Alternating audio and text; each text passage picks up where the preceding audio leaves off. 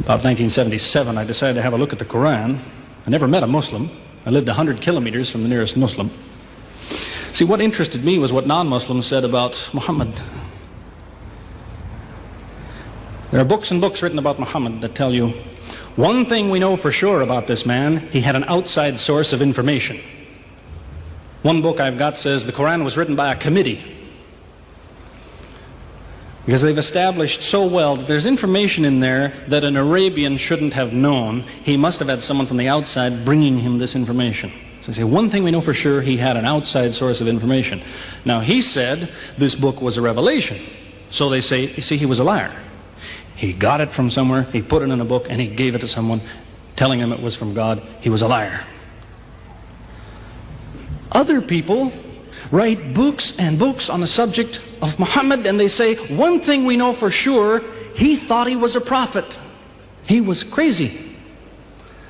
Because they look at his life very carefully, and they see episodes like, for example, when he hid in the cave with Abu Bakr. He was running from the whole city who wanted to kill him, and he hid in the cave, and when the Meccans came running up to the cave to kill them, what did he say to his friend?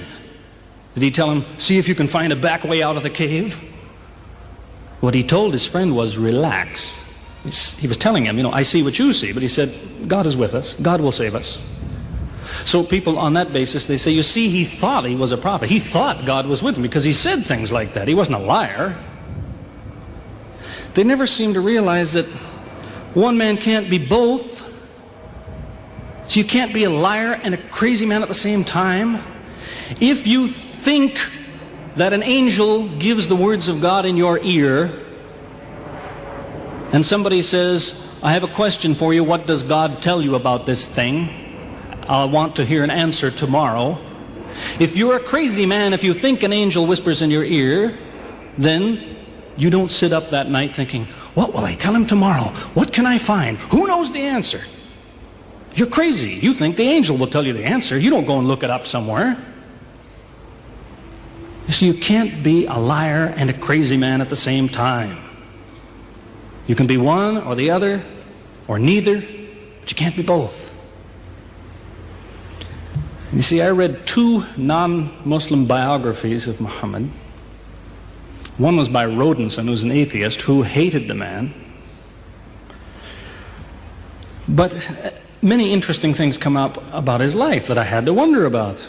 One story that's told is that when he was an older man, he had a son named Abraham. The son died when the child was 2 years old. The same day the boy died, there was an eclipse of the sun. The sky went dark.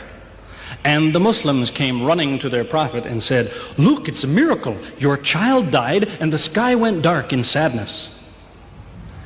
It occurred to me, see, if he was a crazy man, he'd probably believe what they said. He'd probably think, yes, it's a miracle. My child died, the sky is dark. Yes, it's a miracle. If he was a crazy man. If he was a liar, he would have taken advantage of it. He would have said, yes, right, my child died, the sky is dark, you tell everyone, it proves I'm a prophet. It's a miracle. But what did he do? He became angry with the Muslims. He told them that was nonsense. He was angry with them. How dare you say that? He said, the sun and the moon are signs of God, and they don't worry themselves about the birth of a man or the death of a son of Muhammad. Doesn't look very crazy. Doesn't look much like a liar. Now you have a third alternative, of course, which people tell you all the time. They say, no, he was not a liar. He was not a crazy man. He was deceived by the devil. Deceived by the devil. It's an interesting idea. But whatever you say, you better be ready to back it up.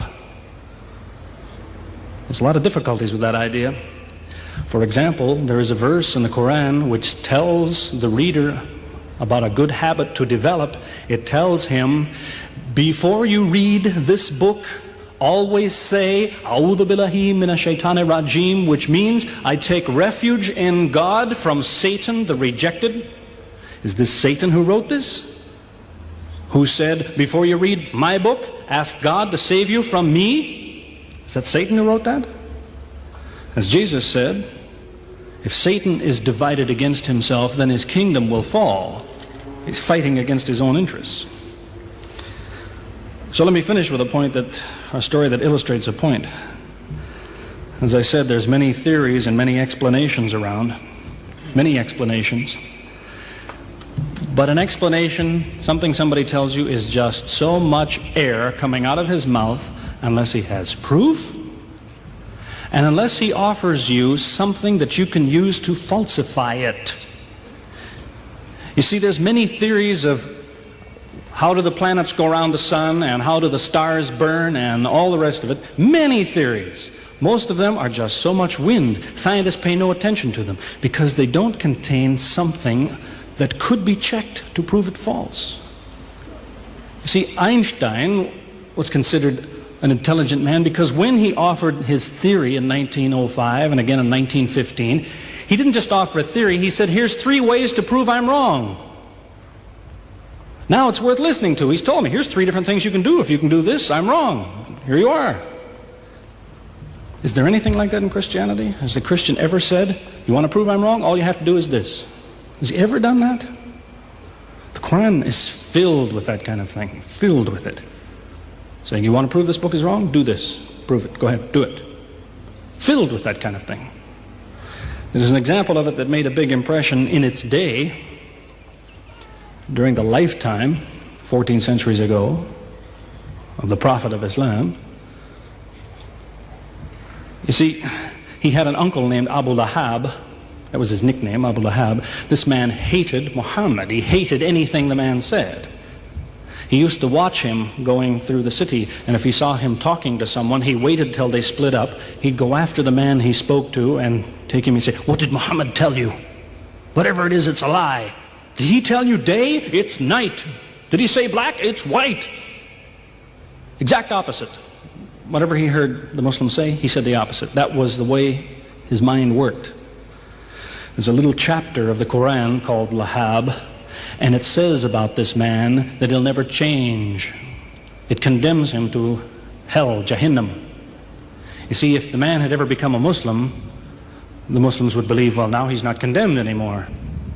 You see, for 10 years before Abu Lahab died, that was a part of the Quran. And the Muslims could come to Abu Lahab and say, do you know, it's been revealed to us in our book that you will never be a Muslim. God says you will never be a Muslim. For 10 years they told him that. All he had to do was say, well, your book is wrong. I want to be a Muslim. What do you think of your book now? That's all he had to do. He had 10 years to think about it. And that's the way he was. See, if somebody is your enemy, you don't come to him and say, you want to prove I'm wrong? Here, say this. Come on, say it. If all you have to do is say the words and I'm wrong, you finish me. He never did it. See, this is one of many cases of something that was offered that could have been falsifiable. So it was. As I say, in 1978, after, how long would that be, 15 years of arguing with the church authorities, one place or another, I got the idea, I'm going to argue with some other people. I'm going to read the Quran, see how much of it is any good, pick out the true, pick out the false. I thought it'll take a few years, it'll take some serious study and so on. I read through it. About 3 days later, I finished it. I said, this is what I've been saying for 15 years. So I went to find some Muslims. I don't want somebody to feel you've been tricked into something. I haven't said anything about Christianity that isn't true. I haven't said anything about Islam that isn't true, unless it was a slip of the tongue or something. I'm simply trying to remind an individual, don't close your mind before it's too late. Don't make up your mind before you have all the facts. Most people who used to be Christians and become Muslims will tell you, I am a better Christian than I used to be. Now I follow Christ. I didn't before. That's what I would tell you. The Bible says Jesus told his disciples, when you greet one another, let your greeting be, peace be with you. He set the example. Peace be with you. Who says that today? Christians? Once in a great while, maybe. Muslims, whether they speak Arabic or not, they say, Salaam alaikum. Peace be with you. Jesus, when he prayed in the Garden of Gethsemane, put his forehead on the ground. Who prays like that? Christians or Muslims? Jesus used to fast for more than a month at a time. Who fasts today? Christians or Muslims? who really is trying to imitate Jesus. Somebody said to me before coming in here, they said, the Muslims make Jesus out, they insult him and so on and so on. How, possibly, do they insult him? They lift him up. Up. They can't tolerate anything bad said about him. They would just as quickly tell you that, they say Muhammad Rasulullah means Muhammad is the messenger of God. They will just as quickly say Isa, Jesus, Isa, Rasulullah, no problem. Just as quickly tell you that, because it's true. They occupy the same place. If God himself wants to make distinctions among his prophets, that's his business, not ours. Treat them all with the same amount of respect. May God guide us always closer to the truth.